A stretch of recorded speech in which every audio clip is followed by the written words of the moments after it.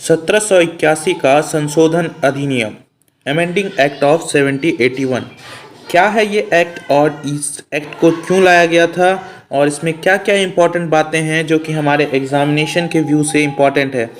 तो चलिए आगे देखते हैं। रेगुलेटिंग एक्ट ऑफ 1773 की खामियों को ठीक करने के लिए ब्रिटिश संसद ने अमेंडिंग एक्ट ऑफ 1781 पारित किया। कहने का यहाँ मतलब ये है कि जब रेगुलेटिंग एक्ट को बनाया गया तब उसमें बहुत सारी खामियां भी थी, तो उसे ठीक करने के लिए ब्रिटिश संसद ने अमेंडिंग एक्ट ऑफ 1781 को पारित किया। इसके अंतर्गत क्या क्या होती है बातें आपको बताते हैं। उससे पहले एक और बात आपके एग्जामिनेशन के व्यू से बहुत इंपॉर्टेंट है।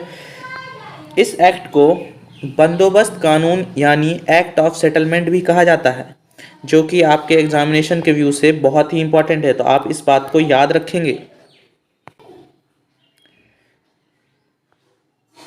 इस कानून की जो विशेषताएं हैं मैं आपको बता दूं, जो कि इंपॉर्टेंट बातें हैं आपके एग्जामिनेशन के व्यू से। इस कानून ने गवर्नर जनरल तथा काउंसिल को सर्वोच्च न्यायालय के क्षेत्राधिकार से बरी अथवा मुक्त कर दिया। कहने का यहाँ तात्पर्य है, जब ब्रिटिश सरकार ने गवर्नर जनरल का यहाँ पे पद लाया और काउंसिल का, उस समय सर्वोच्च न्यायालय की भी घोषणा की गई थी, जिसे सर्वोच्च न्यायालय के अंतर्गत से हटा दिया गया इस एक्ट के अंतर्गत।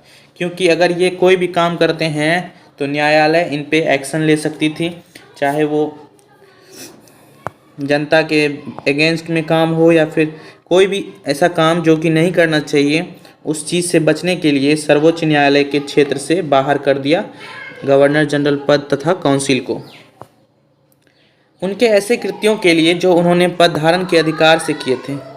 उसी प्रकार कंपनी के सेवकों को भी उनकी कार्य करने के दौरान की गई कार्रवाइयों के लिए सर्वोच्च न्यायालय के क्षेत्राधिकार से मुक्त कर दिया गया। यानी कंपनी के सेवक को भी सर्वोच्च न्यायालय के क्षेत्राधिकार से मुक्त कर दिया गया। अगर ईस्ट इंडिया कंपनी के कोई कर्मचारी हैं या सेवक हैं, उन्हें भी सर्वोच्च न्यायालय के क्षेत्राधिकार से मुक्त कर दिया।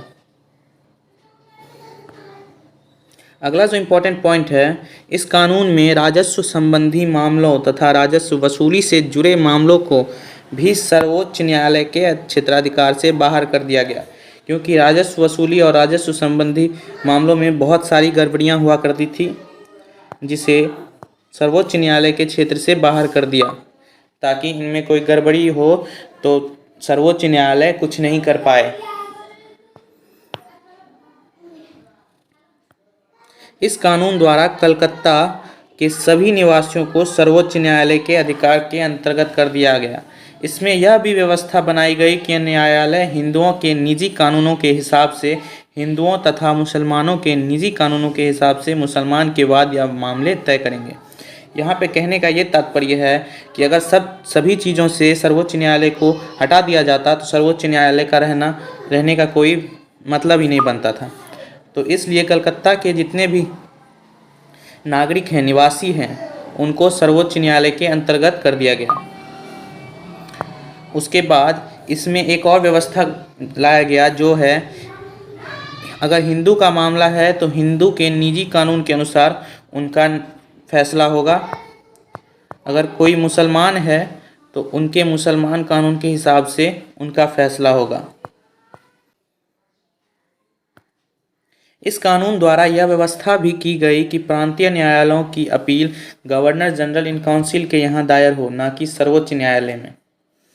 यहाँ पे सर्वोच्च न्यायालय का पद जो है और कम कर दिया गया, क्योंकि यहाँ जो है इस कानून द्वारा व्यवस्था की गई प्रांतीय न्यायालयों की अपील, प्रांत में जो न्यायालय की अपील थी, अब उसे सर्वोच्च न्यायालय के अंतर्गत न करके गवर्नर काउंसिल के अंतर्गत कर दिया गया। इस कानून में गवर्नर जनरल इन काउंसिल को प्रांतीय न्यायालयों एवं काउंसिलों के लिए विनियम बनाने के लिए अधिकृत किया गया। यानी इसके अंतर्गत अब गवर्नर जनरल नियम भी बना सकते थे और नियम नहीं भी बना सकते थे किसी चीज़ के लिए। यही कुछ महत्वपूर्ण बातें हैं जो कि आपको याद रखना है 1781 के संशोधन अधिनियम में, जिसे हम लोग अमेंडिंग एक्ट ऑफ 1781 भी कहते हैं और इसका एक महत्वपूर्ण नाम और है जिसका नाम है बंदोबस्त कानून यानी सेटलमेंट एक्ट। बंदोबस्त कानून या सेटलमेंट एक्ट, ये बातें आपको याद रखनी है। और इस एक्ट के अंतर्गत 1773 के रेगुलेटिंग एक्ट की खामियों को सुधार किया गया था, ये भी आपको याद रखना है, जो कि बहुत इंपॉर्टेंट है आपके लिए, आपके एग्जामिनेशन के व्यू से। अब मैं आपको एक सवाल पूछूंगा जिसका जवाब आपको कमेंट बॉक्स में देना है। तो सवाल है, हाल ही में केंद्र सरकार ने एक विशेष मातृत्व अवकाश की घोषणा की। मातृत्व अवकाश की घोषणा की है।